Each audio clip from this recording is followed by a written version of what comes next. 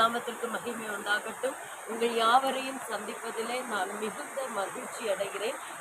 இந்த நேரத்திலும் கூட நாம் ஒரு வசனத்தை சிந்திக்கலாம் என்று நினைக்கிறேன். பிலிப்பியருக்கு எழுதின நிருபம் 3ஆம் அதிகாரம் 12ஆம் வசனத்தை நாம் வாசிக்கலாம்.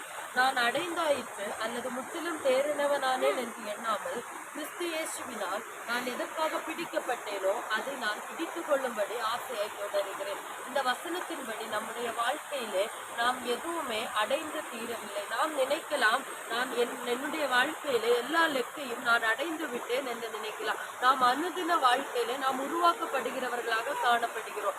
ஆனபடினாலே நான் அடைந்தாயிற்று என்று நம்முடைய இருதயத்திலே நினைவுகள் வராதபடிக்கு நான் கிறிஸ்து இயேசுவினாலே எதற்காக நான் அழைக்கப்பட்டேனோ அந்த அழைப்பு என்னுடைய வாழ்க்கையிலே பரிபூரணம் அடையும்படி ஒவ்வொரு நாளும் அந்த இலக்கை நோக்கி நாம் ஓடுகிறவர்களாக நாம் ஒவ்வொருவரும் காணப்படுகிறவர்களாக காண வேண்டும். இந்த வசனத்தின்படி உங்கள் யாவரையும் கர்த்தராகிய இயேசு கிறிஸ்து இந்த நாளிலே ஆசீர்வதிப்பாராக.